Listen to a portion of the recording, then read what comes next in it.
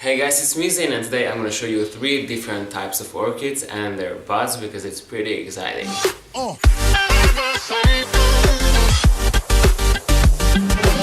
Okay, so today I thought I'm gonna show you 3 of my orchids which are in bud because they are really exciting. Well, news for me, and I think it's worth to share because I have things to say about them, and right now that's what I will do. So let's start with the first orchid which I have here, and this is the Oncidium Catherine Zoc.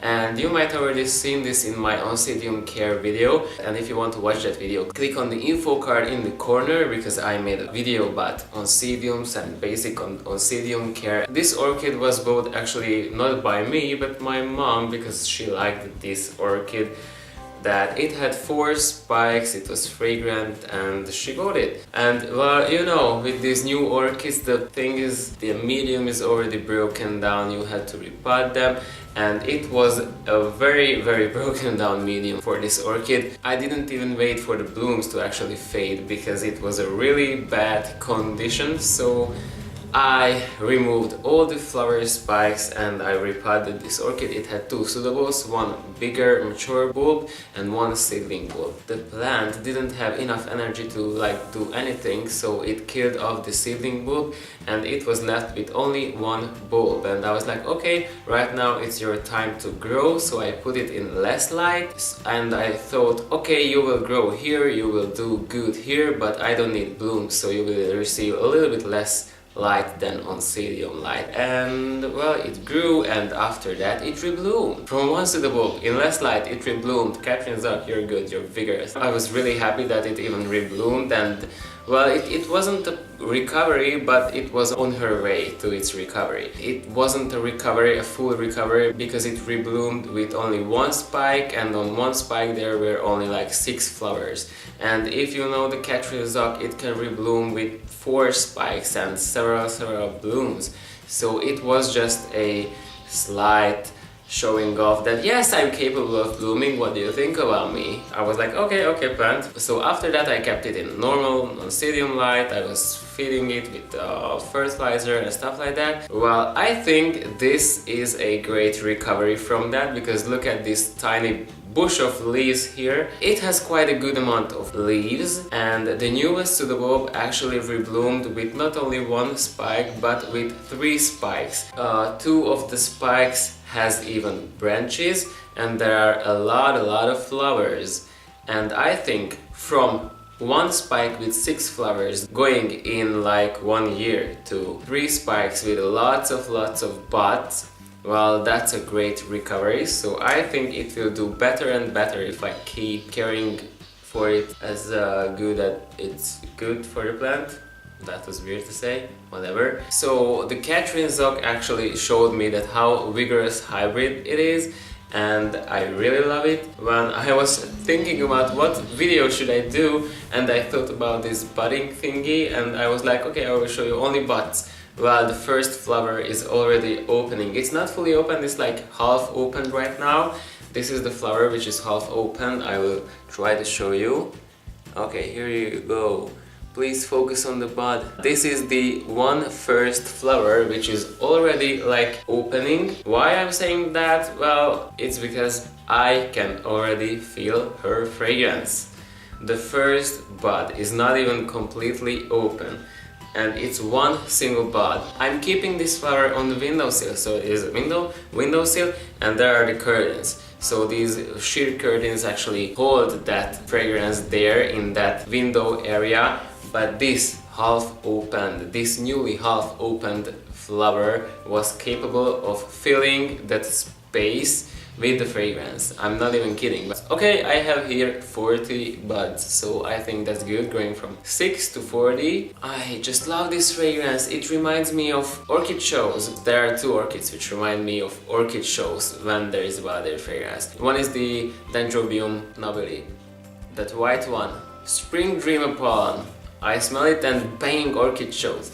And the second one is the Cherry Baby related Oncidiums, the Catherine Zoc, Cherry Baby, and these kind of chocolatey, vanilla sweet fragrance. They really just remind me of orchid shows. Fragrances for me, I like memories. They really capture the moment, and whenever I feel the fragrance again, they bring me back. Orchid fragrances for me are not only fragrances but also memories and emotions with those memories. So I hope I will grow this into a big bush with lots and lots of spikes in the future. Okay, the second exciting thing, which I already showed you this orchid as well. This is my Sophroleliocalia Little Hazel M, and you could see this Sophroleliocalia in my orchid update collection something video, and if you're curious about that, check the info card in the corner. Well, this is an exciting rebloom for me because it's my first ever Calia rebloom. And yes, I know I have my orchid collection for years now and my channel for a lot of years now, and this is my first Calia rebloom. Why? Well, it's because I don't have too many Calias. I have just a low amount of Calias because I wanted to make sure that I can rebloom them first and after get some, but I don't think I will need more because I have quite a few right now, like 3 or 4, and I think that's enough right now. This is my first ever Calia rebloom. Well, it's a mini Calia, and as its name suggests, it's a Sophroleliocalia, so there is the Sophronidis in its parentage, and that's the reason it's so tiny. I think it's the Sophronidis cernua which is in its parentage, but I'm not sure about that. I'm not sure about the others, but since Sophronidis orchids are not a sheath-producing genus, well, maybe there are some, but this one's parentage is not a sheath-producing one. It blooms from the newly maturing bulb. When the leaf of the new pseudobulb splits, I could already see the buds in there. I really love these Cattleyas, and I prefer them over the sheath-producing ones. There is a thing to discuss about this orchid, and I will show it to you from closer because I think it's really interesting. Here is the latest bulb, which is right now in bud. I have these 3 buds on it. One of the buds has these little weird something bump thingies, so maybe it will be a mutated flower, or maybe that's just the lip peeking through. But when I got it, this was the bulb which is blooming, and it has this, well, let's say tinier leaf. And the next bulb which grew in my care was this one. This and this is the leaf. This long thing here is the leaf, and I was like, oh my god, the leaf is this big, why it did not bloom for me? After that it produced the next bulb, which is even bigger. This is the bulb. Look at this huge, ridiculously huge leaf compared to this whole plant. It's just ridiculously huge. And I was like, what the hell do you need for blooming? The leaf size, it doesn't mean that if it will bloom or not, or if it's capable of blooming or not, because producing buds actually takes a lot of energy. And look at that, this one produced 3 buds and the leaf is this small, and that's because it's blooming. And this is my imperial experience. Is that a word in English? In scientific language in Hungarian it is imperial experience, if you experience something that you experience it, like on your body. Or this is the first time I experienced this personally, that if something creates buds or blooms, the structures, the vegetative growth structures, the leaves and the pseudobulbs will be smaller because a lot of energy was put into creating the buds and the flowers. On this orchid there are a few bulbs which have 2 leaves, a few bulbs which have only 1 leaf. The blooming bulbs have definitely only 1 leaf. Maybe in some time I will get some new pseudobulbs which will have like 2 leaves and buds also, but it will be a lot of energy for this plant, so I'm really curious about the evolution of this plant. It's a 1 pseudobulb grower per year. It always finished creating the new bulb and the new leaf around late winter or early spring. In spring it started to grow new growth.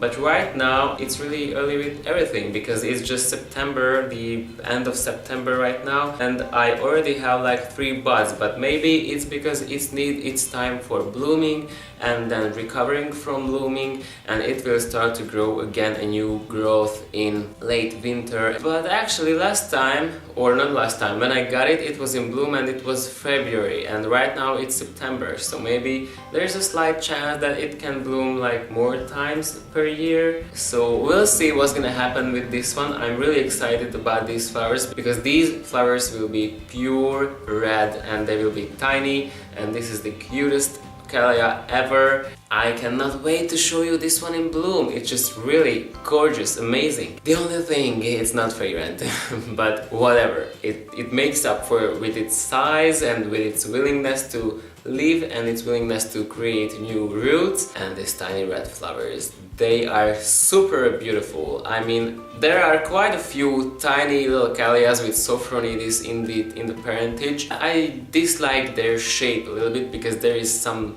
tinge in their shape that makes me not like them, but this is absolutely a cute shape. I think this is the best mini callia with red blooms ever, because the reddest blooms are on this one and the shape of the flowers is really just amazing. And the last thing is my Dendrobium. I don't know, it may be a species or a primary hybridish something, because I got it from a botanical garden. But why is this so exciting? Well, if you actually take a look at my collection update, my summer collection update, I mentioned this one, and you can watch it by clicking on the info card in the corner. I mentioned it that this has made quite a good recovery for me. It made bigger and bigger bulbs. And right now the biggest bulb is produced, and there is a dry sheathy thingy on the top of the cane, but no flower spike. Well, there is a flower spike on the top of the new cane. Okay, a little bit about the history of this plant. Well, I got this from a botanical garden. They were about to throw it out because it was on the ground, and I just took it. I clearly remember when I was going home with the bus and one woman see in my hands a little plastic bag with this orchid in it, and well, it wasn't in the best shape, and she was like, "Oh, what is that, a plant?" And I was like, "Yes, it's a plant, yeah." And she was like, "These are the roots?" And I was like, "No, this is an orchid." So yeah, it looked like roots rather than a living plant at that time. Right now I'm gonna show you what's going on with the bulbs. So it was in a great condition there. It was just maturing. I see some spider mite damage there, but it's from that time when it was there. It grew this one, but it was a lot of stress and stuff like that, so it was halfly already matured. But the next year it created this smaller bulb, and then the next year it created this bigger bulb, which was plumper, longer, with more bigger leaves, and I was like, oh, maybe I'm gonna get some flowers, and then I did not. This is this year's growth. It is a really big and really plump bulb compared to the previous bulbs, and it has 4 leaves on the top instead of 3, so I took it as a great sign. Maybe it will bloom. It matured, and then nothing happened, and I was like, are you just kidding me, plant? I saved you and you're not blooming for me even after this time? After it, the plant was like, oh well, okay, I will give you some buds. Well, it did. On each bulb, on top of each bulb, there is a tiny little sheethy thingy, and from that thingy the flower spikes burst through, and well, it grows after that. I saw that there is something trying to go through, or actually grow through that sheath, and right now I'm pretty sure that's a spike, because I can see already the shape of the spike, and right now I'm gonna show that, or actually I will try to show it. That is the spike which is growing on this Dendrobium something, I'm not sure, but I'm really curious to find out what is it, and I can finally ID it after it blooms. As you can see, there is that tiny sheathy thingy which actually covers the spike and a very early stage of its life. I think I realized there is a spike on this plant after I made that update, and it's like pretty funny that haha, I said there is no spike, and then well, there is a spike on its plant. But this spike is growing so slow. It's been 1 month and it grew like half a centimeter. You can see the size. Half a centimeter in 1 month. What the hell? This is my slowest growing spike ever. It tears me up. I want to know what this plant looks like in bloom. So yeah, these are my exciting orchids and exciting buds for today and for today's video, and I think it was pretty Well, it was kind of a story time-ish, but exciting update thingy. I think, well, for me, I think this video was worth to make. So this is my video for today. Hope you liked it. If you liked it, click on the like button, leave a comment, subscribe to this channel, and click also on the bell button thingy so you will be notified if I upload any videos. And you can subscribe to my other channel, and you can also follow me on Instagram, and you will find all the links down in the info box. So see you next time. Bye guys. I'm so excited! I feel so weird when I'm making a thumbnail video, or actually a thumbnail picture at the ending of the video. It's just so weird.